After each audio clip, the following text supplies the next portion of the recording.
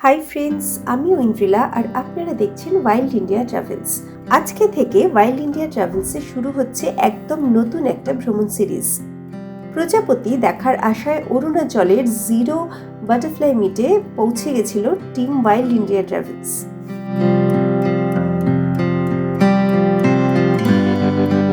কলকাতা বিমানবন্দর থেকে 12:55 ফ্লাইট ছিল। 1:45 এই ফ্লাইট বাগডোগরা এসে পৌঁছয়।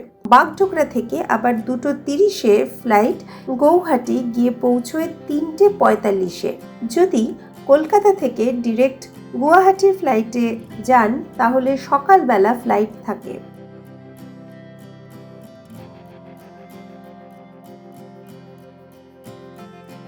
গৌহাটি এয়ারপোর্ট থেকে আবার একটা ট্যাক্সি নিয়ে চলে এলাম গৌহাটি রেলওয়ে স্টেশনে। এখান থেকে আমাদের আবার আরেকটা ট্রেন ধরতে হবে। আপনারা ট্রেনের টাইমিং দেখে নেবেন।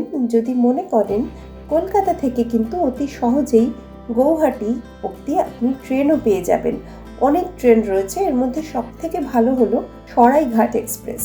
যদি আপনার ট্রেনের টাইমিং ম্যাচ করে আপনি ইজিলি ট্রেনেও আসতে পারেন।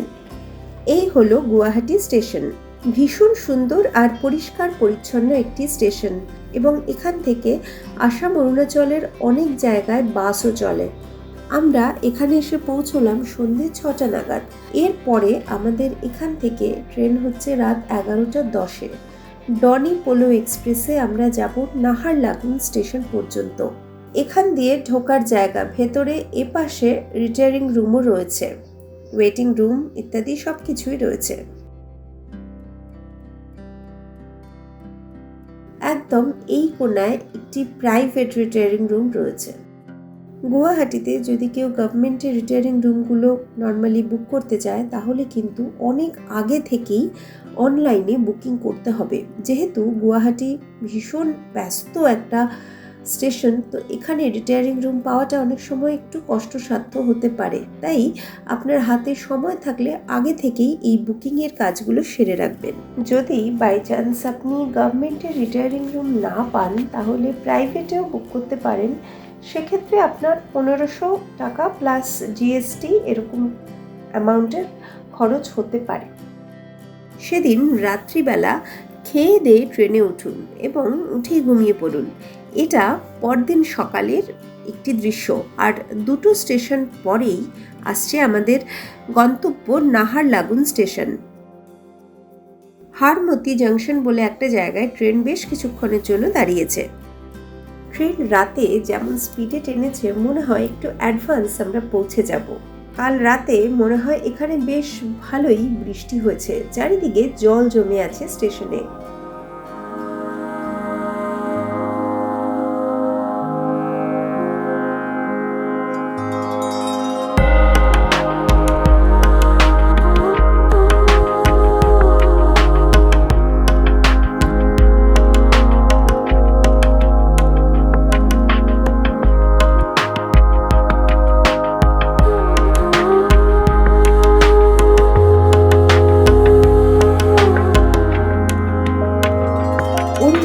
সবসময় ভীষণ সুন্দর এক ভ্রমণ গন্তব্য। যারা পাখি বা প্রজাপতি দেখতে অতটা আগ্রহী নন কিন্তু প্রকৃতি প্রেমী, তাদেরও কিন্তু অরুণাচল প্রদেশ ভীষণ ভালো লাগে। তার কারণ এর ভীষণ সুন্দর সবুজ প্রকৃতি। যদিও এখন একটু মেঘলা ওয়েদার, তবে বৃষ্টি হলে সেই সবুজ সৌন্দর্য যেন আরো বেশি সামনে উঠে চলে আসে।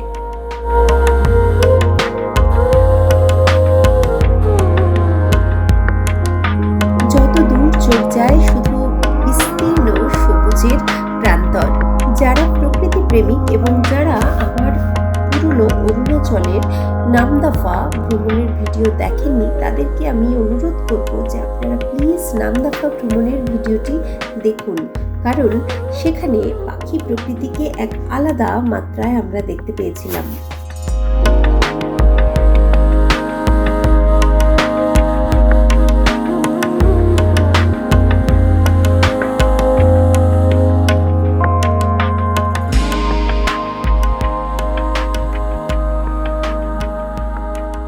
এসে পৌঁছে গেলাম নাহারলাগুন স্টেশন পর্যন্ত।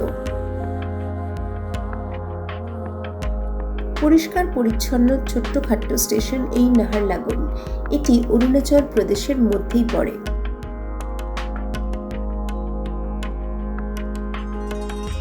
আপনারা সবাই জানেন হয়তো যে অরুণাচলে আসতে গেলে ইনার লাইন পারমিটের প্রয়োজন হয়। অনলাইনে অরুণাচল প্রদেশের ওয়েবসাইট থেকে আপনি এই পারমিট সংগ্রহ করতে পারেন। সাধারণভাবে ইনার লাইন পারমিটের জন্য 100 টাকা লাগে, কিন্তু আজকাল দেখা যাচ্ছে ইনার লাইন পারমিটের অ্যাপ্লাই করলে সাথে সাথে পারমিট পাওয়া যায় না। ট্যুরিস্টদের জন্য ইমার্জেন্সি একটা ইনার লাইন পারমিটের বন্দোবস্ত আছে 500 টাকায়, সেটা কিন্তু অ্যাপ্লাই করার সাথে সাথে চলে আসে।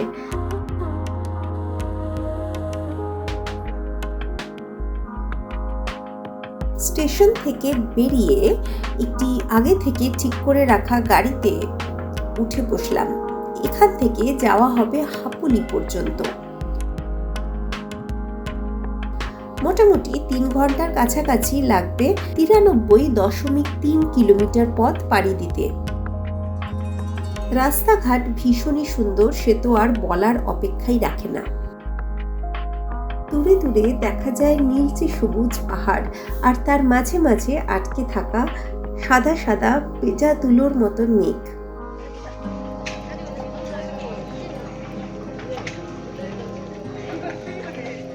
রাস্তায় এক জায়গায় নামলাম,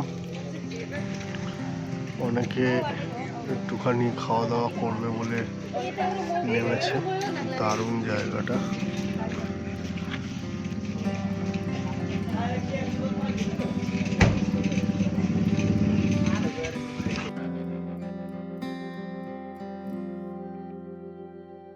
মাঝে একটা জায়গায় বেশ ভালো একটা ভিউ পয়েন্ট রয়েছে, এখানে নেমে ব্রেকফাস্ট করা যেতে পারে।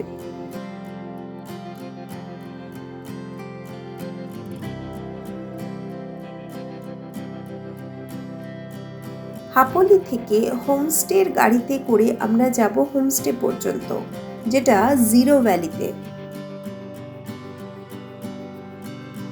এই হচ্ছে হাপলি বাজার এরিয়া।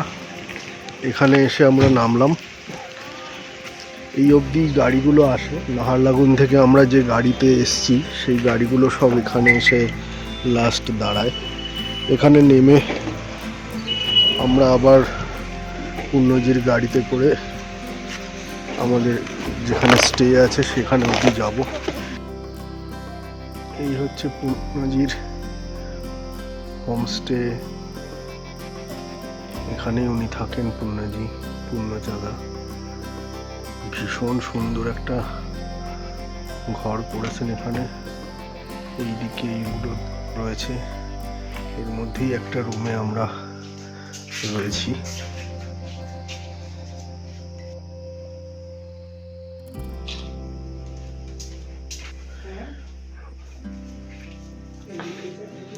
এটা হচ্ছে ওয়াশরুম, গিজার টিজার আছে, বেসিন আছে। এই হচ্ছে রুম, একদম হোটেলের মতোই খুব সুন্দর রুম। আর একদম একেও একটা ওয়াশরুম রয়েছে, স্নানের জায়গা, গিজার, সমস্ত কিছু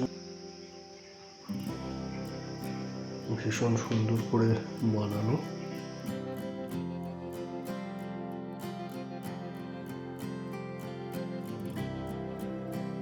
হোমস্টেতে ভাত, ডাল, সবজি, চিকেন, পর্ক ইত্যাদি অনেক রকমের খাবারের অপশন থাকে। আপনি আপনার পছন্দ অনুযায়ী খাবার খেতে পারেন। আজকে আমরা জিরো ভ্যালি অব্দি আসার পর্বেই সীমিত থাকলাম। আগামী পর্বে আমরা দেখব কিভাবে আমরা এখান থেকে প্রজাপতি দেখার অভিযান শুরু করতে পারি। সেই পর্বটি দেখার জন্য কিন্তু অবশ্যই আমার চ্যানেলটিকে সাবস্ক্রাইব করে নোটিফিকেশন অল করে রাখতে ভুলবেন না।